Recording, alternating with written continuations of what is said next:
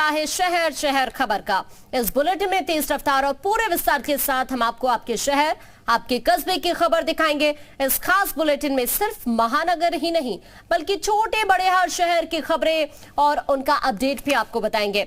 तो चलिए बुलेटिन की शुरुआत करते हैं कुछ बड़ी खबरों के साथ।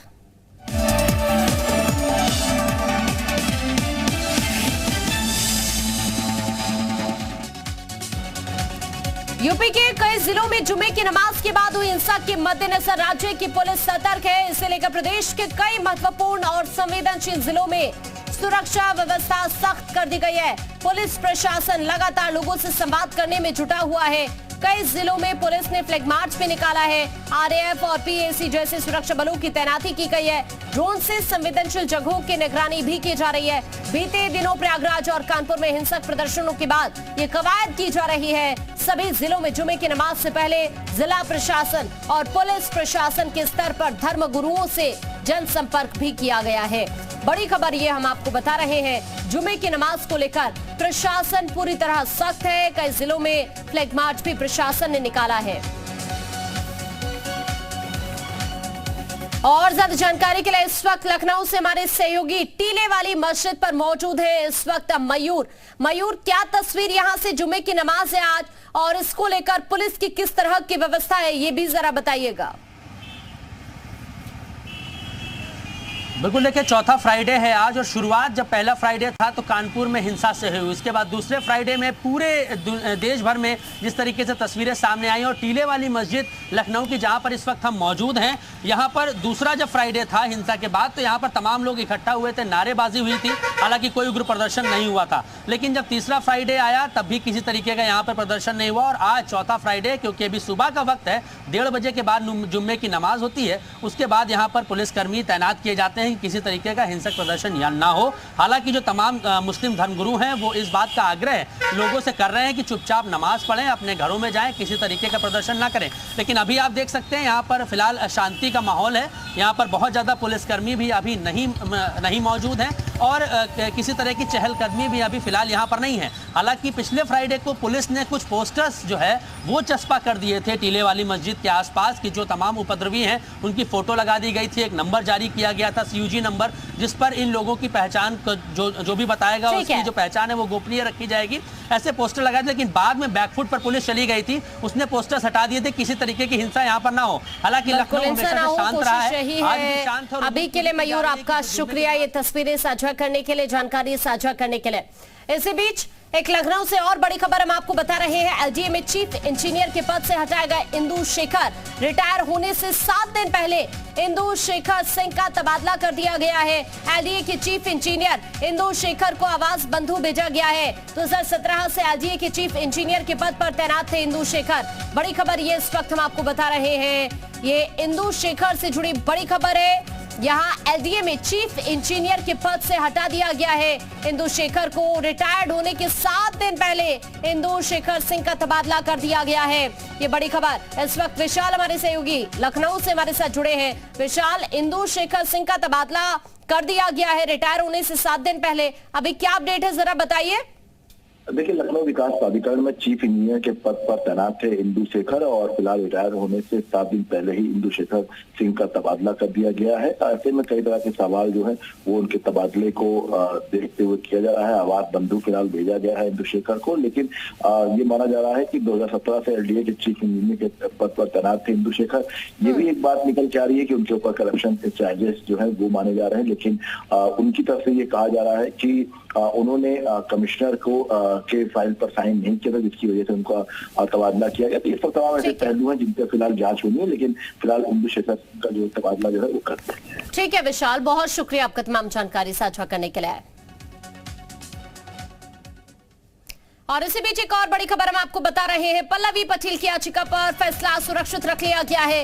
इलाहाबाद हाईकोर्ट ने फैसला सुरक्षित रखा है। पल्लवी ने यहाँ पर इसी के नोटिस को हाईकोर्ट में चुनौती दी है। पल्लवी पटेल को निर्वाचन आयोग ने एक नोटिस भेजा है जिसको चुनौती दी गई।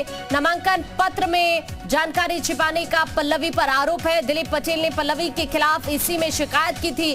क्रिमिनल केस की जानकारी छिपाने का आरोप लगाया। शिकायत के बाद निर्वाचन आयोग ने संज्ञान लिया था। नोटिस भेजकर पल्लवी पटेल से सफाई भी मांगी गई थी। पल्लवी पटेल ने नोटिस को हाईकोर्ट में चुनौती दी थी। बड़ी खबर ये हम आपको इस वक्त आपकी टीवी स्क्रीन पर बता रहे हैं।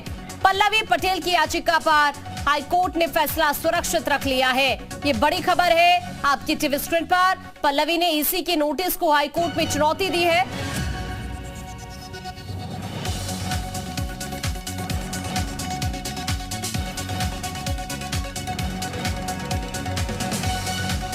ये इस वक्त की बड़ी खबर हम आपको बता रहे हैं। पल्लवी पटेल की याचिका पर हाईकोर्ट ने फैसला सुरक्षित रख लिया है। पूरा मामला क्या है ये भी जरा आप समझिए। दरअसल मामला कुछ इस तरह का है कि पल्लवी पर नामांकन पत्र में जानकारी छिपाने का आरोप है। दिलीप पटेल ने पल्लवी के खिलाफ ईसी में शिकायत की थी और इस मामले को लेकर ही एक याचिका पल्लवी पटेल की तरफ से दाखिल की गई थी। निर्वाचन आयोग ने जो नोटिस भेजा है उसको चुनौती हाईकोर्ट में पल्लवी ने दी थी और इसी को लेकर अब हाईकोर्ट ने अपना फैसला सुरक्षित रख लिया है। गुफरान हमारे सहयोगी ज्यादा जानकारी के लिए हमारे साथ जुड़े हैं। गुफरान, इलाहाबाद हाईकोर्ट ने पल्लवी पटेल की याचिका पर फैसला सुरक्षित रख लिया है, जिसे चुनौती दी गई ईसी के नोटिस को हाईकोर्ट में। इस पर क्या अपडेट जरा बताइए। देखिए, बिल्कुल ईसी ने इस पूरे मामले पे जिस तरीके से नोटिस जारी किया था, इनके ऊपर आरोप यह है कि इन्होंने जो जानकारी है वो छिपाई थी, मुकदमे दर्ज हैं और गबन के इस तरीके के तमाम जो एलिगेशन है, इसकी जानकारी इन्होंने जो हलफनामा होता है चुनावी उसमें नहीं दिया था। इस बात की शिकायत जो है दिलीप पटेल नाम के शख्स ने करी थी, उसी पर नोटिस इशू हुआ था। अब फिलहाल इस पूरे मामले में जो पल्लवी पटेल है, इन्होंने हाईकोर्ट में जब इसको चुनौती दी तो कोर्ट ने दोनों पक्षों को सुना, ईसी को भी नोटिस जारी किया था और पल्लवी पटेल को। दोनों पक्षों को सुनने के बाद कोर्ट ने जो फैसला है वो फिलहाल रिजर्व कर लिया है। हालांकि कोर्ट ने टिप्पणी जरूर की है कि इस पूरे मामले में ईसी को जारी करना चाहिए था नोटिस, लेकिन एसडीएम के जरिए कराई गई है। तो ऐसे में कहीं न कहीं से टिप्पणी की है। हालांकि फैसला देखने वाली बात होगी कि ईसी का क्या, इस पर हाईकोर्ट का क्या होता है। ठीक है गुफरान, शुक्रिया आपका तमाम जानकारी के लिए। कानपुर में बीते 3 जून को जुमे की नमाज के बाद हुई हिंसा के मामले में लगातार खुलासे हो रहे हैं। जांच एजेंसियों के रडार पर अब मुख्तार बाबा है। एसआईटी उससे मैराथन पूछताछ कर रही है। बेकनगंज हिंसा मामले में नया खुलासा हुआ है कि मुख्तार बाबा ने हयात जफर को 5 लाख रुपए दिए थे। क्राउड फंडिंग के लिए ये पैसा 1 से 3 जून के बीच दिया गया। एसआईटी मुख्तार बाबा से लगातार इस मामले में पूछताछ कर रही है।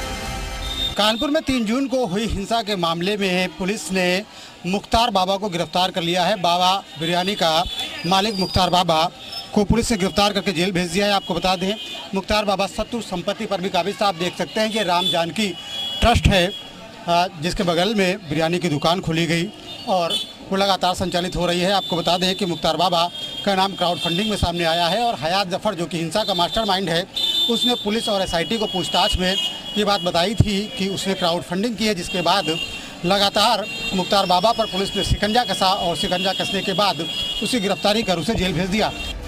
वहीं बेकनगंज हिंसा मामले में आरोपी मुख्तार बाबा की संपत्ति को लेकर भी बड़ा खुलासा हुआ है। सूत्रों से मिली जानकारी के मुताबिक मुख्तार बाबा ने बैंक के पूर्व मैनेजर को करोड़पति बनाया था। आरोपी बैंक मैनेजर ने नियमों की अनदेखी कर मुख्तार को रुपए दिए थे। धोखाधड़ी मामले में बैंक मैनेजर बर्खास्त हुआ था। एसआईटी की पूछताछ में मुख्तार ने खुलासा किया कि उसके कारोबार में बैंक मैनेजर भी शामिल था। अब एसआईटी के निशाने पर बैंक मैनेजर भी है। बेकनगंज हिंसा मामले में खुलासों की फहरिस्त काफी लंबी है। हिंसा का कनेक्शन अब पाकिस्तान से भी जुड़ रहा है। सूत्रों के हवाले से मिली खबरों के मुताबिक हिंसा के दिन पाकिस्तान फोन किया गया था। हिस्ट्री शीटर अतीक खिचड़ी के नंबर से फोन पाकिस्तान किया गया था। जांच में एसआईटी को एक चैट भी मिली है जिसमें बम की डिमांड की बात सामने आई। सूत्रों के मुताबिक जिस नंबर से पाकिस्तान फोन गया था वो फिलहाल बंद है और हिंसा के बाद से हिस्ट्री शीटर अतीक खिचड़ी फरार है। मोबाइल टावर चेक करने से ये खुलासा हुआ। हालांकि मुख्तार बाबा के संबंध तमाम और दूसरे लोगों से बताए जा रहे हैं और तमाम ऐसे बिल्डर्स हैं जो इस पूरे मामले में सामने आ रहे हैं। इन बिल्डर्स पर भी पुलिस जल्द कार्रवाई कर सकती है। यूपी में आरएसएस दफ्तरों को उड़ाने की धमकी देने वाले आरोपी का पीएफआई से कनेक्शन सामने आया है। तमिलनाडु से गिरफ्तार आरोपी से पूछताछ में यूपी एटीएस को पता चला है कि धमकी देने वाला शख्स राज मोहम्मद पहले पीएफआई और अब एसडीपीआई का सक्रिय सदस्य है। राज मोहम्मद ने लखनऊ, उन्नाव समेत देश के 6 शहरों में स्थित आरएसएस के दफ्तरों को बम से उड़ाने की धमकी दी थी। दरअसल एटीएस की पूछताछ में आरोपी राज मोहम्मद ने खुलासा किया है कि वो 2018 से 2021 के बीच पीएफआई एसडीपीआई का सक्रिय सदस्य था। हालांकि आरोपी 2021 के बाद अपनी गतिविधियां बताने से बच रहा है। आपको बता दें कि राज मोहम्मद को यूपी एटीएस ने 7 जून को तमिलनाडु से गिरफ्तार किया था। फिलहाल वो एटीएस की रिमांड पर है। कानपुर में 1984 में हुए सिख दंगों के मामले में गिरफ्तारी जारी है। सिख विरोधी दंगों के दौरान निराला नगर में हुए 13 हत्याकांड में शामिल 5 और आरोपियों को एसआईटी ने गिरफ्तार कर लिया। अब तक इस हत्याकांड में 11 आरोपी गिरफ्तार किए जा चुके हैं। केस में 21 लोग नामजद हैं। दरअसल सिख विरोधी दंगों में कानपुर में 127 सिखों की हत्या की गई थी। इसमें निराला नगर के रक्षपाल सिंह, भूपेंद्र सिंह, सतवीर सिंह उर्फ काले की भी हत्या हुई थी। एसआईटी ने मामले में सैफुल्ला, अब्दुल रहमान, विजय नारायण, योगेंद्र सिंह, रामसारी गांव, घाटमपुर निवासी मोबी शाह समेत अमर सिंह उर्फ भूरा को जेल भेज दिया था। वहीं बुधवार को एसआईटी ने किदवई नगर में 3 अलग अलग जगह छापेमारी करके 5 और लोगों को गिरफ्तार कर लिया। सभी आरोपियों की उम्र 60 साल से ज्यादा है। अभी तक कुल 11 लोगों को गिरफ्तार किया गया है और आज 5 लोगों को गिरफ्तार किया गया है। ये वर्ष 84 के सिख विरोधी दंगों के अभियुक्त हैं जो किदवई नगर क्षेत्र में घटित घटनाओं में इनकी संलिप्तता पाई गई है और उसी मुकदमे से संबंधित हैं, जिसमें अभियुक्त इसके पूर्व में गिरफ्तार भी हो चुके हैं। क्राइम नंबर 368/84, थाना किदवई नगर।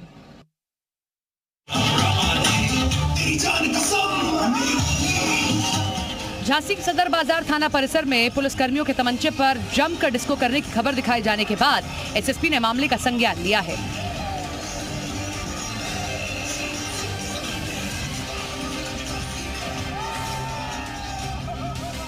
एसएसपी ने कार्रवाई करते हुए 9 आरक्षी और 1 सब इंस्पेक्टर को निलंबित कर दिया है।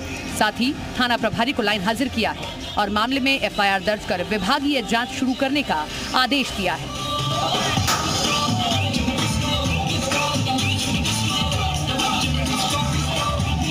आपको बता दें कि देर रात सोशल मीडिया पर एक वीडियो वायरल हुआ था जिसमें वर्दी पहने हुए कई पुलिसकर्मी डीजे पर हाथ में तमंचा लिए डांस करते दिखाई दे रहे थे। इस दौरान एक सिपाही फायरिंग करता भी नजर आया। एक कर्मचारी के सेवानिवृत्त कार्यक्रम में उसके घर वालों के द्वारा डीजे बजाया जा रहा था थाना परिसर में। उसी दौरान कुछ आरक्षी और सब इंस्पेक्टर के द्वारा आकर डांस किया गया, जिसमें कुलदीप सिंह यादव नामक आरक्षी के द्वारा अपने असले का प्रदर्शन किया, जिसका तथ्य संज्ञानित होते ही तत्काल 9 आरक्षी 1 सब इंस्पेक्टर को निलंबित कर दिया गया है। थाना प्रभारी को लाइन हाजिर कर दिया गया है। संबंधित कर्मचारी का असला सीज कर लिया गया है, एफआईआर दर्ज कर ली गई है और इस तरह की अनुशासनहीनता के लिए विभागीय जांच इन अधिकारी कर्मचारी के विरुद्ध प्रारंभ कर दी। नोएडा के जिला अस्पताल का सेंट्रलाइज्ड एसी खराब हो गया। एसी खराब होने से मरीजों की मुसीबत बढ़ गई। 4 बेड वाले वार्ड में महज 2 पंखे होने से मरीज परेशान हो गए। तीमारदार घर से टेबल फैन लेकर हॉस्पिटल पहुंचे। वेंडर को सीएमएस ने मेंटेनेंस की कई चिट्ठियां लिखी। कई चिट्ठियों के बाद भी एसी अब तक ठीक नहीं हुआ है। हम लोगों के यहाँ पे सेंट्रली एयर कंडीशन बिल्डिंग है ये, और इसका टेंडर हुआ है। टेंडर अभी जुलाई में खत्म होएगा, जुलाई 22 में। तो जो टेंडर कंपनी थी उनसे हम लोग लगातार बातचीत कर रहे हैं और कहने पर उन्होंने उतना प्रभावशाली हमें नहीं दिया सोल्यूशन, तो हमने उनको लिख करके भी दिया, रिमाइंडर्स दिए, और 3rd और 4th रिमाइंडर में तो हमने यहाँ तक भी बता दिया कि अगर वो स्थिति में सुधार नहीं देते हैं तो मरीजों के जनहित को देखते हुए हम उनका मानदेय भी रोक सकते हैं। उधर बागपत के एक निजी अस्पताल में इलाज के दौरान लापरवाही से एक मरीज की जान चली गई। परिजनों का आरोप है कि डॉक्टर ने गलत इंजेक्शन लगाकर मरीज को रेफर कर दिया और रास्ते में उसकी मौत हो गई, जिसके बाद परिजनों ने शव को थाने के बाहर रखकर जोरदार हंगामा किया। हंगामे को देखते हुए अधिकारियों ने पीड़ित परिवार से मुलाकात की और कार्रवाई का आश्वासन दिया। गुरुवार को अलग अलग शहरों में रफ्तार का कहर देखने को मिला। सड़क हादसों में 8 से ज्यादा लोगों की जान चली गई, जबकि 10 से ज्यादा लोग घायल हो गए। गाजियाबाद से भीषण सड़क हादसे की खबर सामने आई है। हादसे में यहां 2 युवकों की दर्दनाक मौत और 3 युवकों के घायल होने की खबर है। घायलों में एक की हालत गंभीर बताई जा रही है। सभी युवक बागपत के घिटोरा गांव के रहने वाले हैं। हादसा एक वाहन को बचाने के चक्कर में हुआ। पूरी घटना बंथला चिरौड़ी रोड पर सिखरानी गांव की है। उधर कानपुर में तेज रफ्तार ट्रक ने बाइक को टक्कर मार दी। हादसे में 3 की मौके पर ही जान चली गई। घटना घाटमपुर थाना क्षेत्र के मुगल रोड की है। आरोपी ट्रक ड्राइवर मौके से फरार हो गया। पीलीभीत में भी बड़ा सड़क हादसा हुआ। यहाँ बेकाबू पिकअप पेड़ से टकरा गई। हादसे में 10 लोगों की मौके पर ही मौत हो गई। मृतकों में 3 महिलाएं, 4 पुरुष और 3 बच्चे शामिल हैं। हादसे में 9 लोग गंभीर रूप से घायल हुए। पिकअप हरिद्वार से गोला जा रहा था। उधर बाराबंकी में तेज रफ्तार का कहर देखने को मिला। यहाँ घुंगटेर इलाके में तेज रफ्तार डीसीएम ने बाइक सवार लड़की को टक्कर मार दी। हादसे में स्कूली सवार 2 महिलाओं की मौके पर ही मौत हो गई। पुलिस ने डीसीएम को अपने कब्जे में ले लिया है, जबकि डीसीएम चालक मौके से गाड़ी छोड़कर फरार हो गया। बस्ती में पुलिस और बदमाशों के बीच मुठभेड़ हुई, जिसमें एक दरोगा और बदमाश घायल हो गए। मुठभेड़ के दौरान दरोगा रिजवान के हाथ में गोली लगी, जिससे वो घायल हो गए। वहीं अभय निषाद नाम के बदमाश के पैर में भी गोली लगी। दोनों को अस्पताल में भर्ती कराया गया है।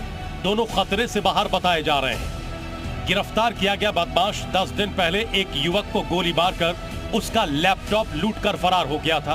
पुलिस उसकी तलाश कर रही थी। देवरिया में बेसिक शिक्षा विभाग में 15 फर्जी शिक्षकों को बर्खास्त कर दिया गया है। ये फर्जी टीचर फर्जी दस्तावेजों आधार पर नौकरी कर रहे थे। सभी फर्जी अध्यापकों के खिलाफ मुकदमा दर्ज करने के लिए बेसिक शिक्षा अधिकारी ने थाने में तहरीर दे दी है। दरअसल देवरिया में बीते 2 सालों में 69 फर्जी शिक्षकों की सेवा खत्म की जा चुकी है। शिकायतों के आधार पर एसटीएफ और विभाग की जांच कराई गई। जांच में सभी टीचर फर्जी पाए गए और सभी की सेवा खत्म कर दी गई। इनमें से 55 के ऊपर मुकदमा भी दर्ज हो गया है। बाकी पर भी मुकदमा दर्ज करने की कार्रवाई चल रही है। बेसिक विभाग में लगातार फर्जी अध्यापकों के विरुद्ध अभियान से बेसिक शिक्षा विभाग में हड़कंप मचा हुआ है। जो भी अध्यापक फर्जी अभिलेखों के आधार पर नौकरी कर रहे हैं, वो काफी डरे हुए हैं। कभी भी उनकी जांच हो सकती है और उनकी सेवा भी समाप्त हो जाएगी। इसके साथ ही मुकदमा भी दर्ज होगा और वेतन की भी रिकवरी होगी।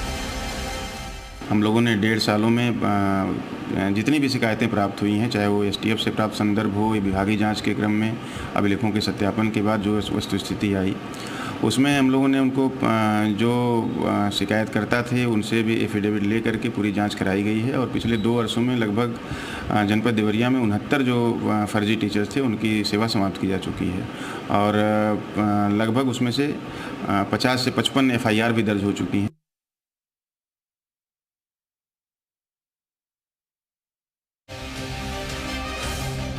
सरकार मोक्षदायिनी गंगा को साफ करने की लाख कोशिशें कर ली, लेकिन आम लोग हैं कि सरकार की कोशिशों को पलीता लगा रहे हैं। फर्रुखाबाद के गंगा तट की ये तस्वीरें आप देख रहे हैं, जो हैरान करने वाली हैं। गंगा तटों पर भारी गंदगी देखने को मिल रही है, जिससे गंगा मैली हो रही है। ये तस्वीर शमशान घाट की है, जहां पर प्रतिदिन 100 से 150 शवों का दाह संस्कार गंगा के दोनों तरफ किया जाता है, जिसके बाद बची हुई सारी चीजें गंगा में बहा दी जाती हैं, जिससे नदी दूषित हो रही है। काफी दिनों से यहाँ एक शवदाह गृह की मांग की जा रही है, लेकिन प्रशासन इस ओर कोई ध्यान नहीं दे रहा है। हमें तो गंगा जी की पूजा हमारे यहाँ होती रही हमेशा से। अब पता नहीं क्यों गंगा जी को इतना गंदा किया जा रहा है, वो नहीं होना चाहिए। और इसके लिए प्रयास के लिए हमारे लक्ष्मण सिंह के नेतृत्व में पूरी टीम काम करेगी। हम लोगों का सहयोग ये रहेगा, जो हम लोगों की जमीन यहाँ पे है शमशान घाट के करीब में ही बिल्कुल है, जिससे हम लोग जमीन की जरूरत होगी, हम लोग हमारे पूर्वजों की है, जो जरूरत होगी वो हम लोग देंगे।